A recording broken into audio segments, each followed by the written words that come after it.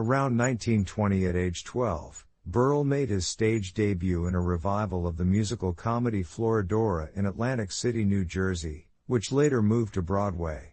By the time he was 16, he was working as a master of ceremonies in vaudeville.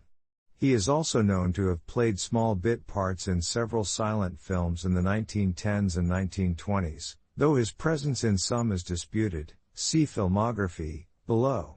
In 1932, he starred in Earl Carroll's Vanities, a Broadway musical. By the early 1930s, he was a successful stand-up comedian, patterning himself after one of vaudeville's top comics, Ted Healy. In 1933, he was hired by producer Jack White to star in the theatrical featurette Poppin' the Cork, a topical musical comedy concerning the repealing of Prohibition. Berle also co-wrote the score for this film, which was released by Educational Pictures. Berle continued to dabble in songwriting. With Ben Oakland and Milton Drake, he wrote the title song for the RKO Radio Pictures release Little Abner, 1940. An adaptation of Al Cap's comic strip, featuring Buster Keaton as Lonesome Polecat.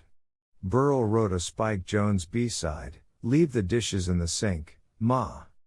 From 1934 to 1936, Berle appeared frequently on the Rudy Vallee Hour and attracted publicity as a regular on the Gillette original Community Sing, a Sunday night comedy variety program broadcast on CBS from September 6, 1936, to August 29, 1937.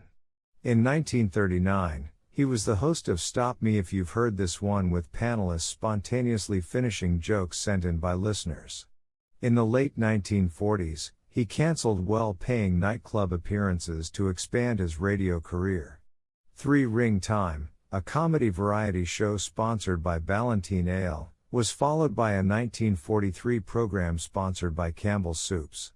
The audience participation show Let Yourself Go, 1944 to 1945, could best be described as slapstick radio, with studio audience members acting out long suppressed urges, often directed at host Berle. Kiss and Make Up on CBS in 1946 featured the problems of contestants decided by a jury from the studio audience with Berle as the judge. Berle also made guest appearances on many comedy variety radio programs during the 1930s and 1940s. Scripted by Hal Block and Martin Ragaway, The Milton Berle Show also featured Arnold Stong, later a familiar face as Berle's TV sidekick. Others in the cast were Pert Kelton, Mary Skip, Jack Albertson, Arthur Q. Bryan, Ed Begley, Brazilian singer Dick Farney, and announcer Frank Gallup. Sponsored by Philip Morris, it aired on NBC from March 11, 1947, until April 13, 1948. Berle later described this series as the best radio show I ever did, a hell of a funny variety show. It served as a springboard for Berle's emergence as television's first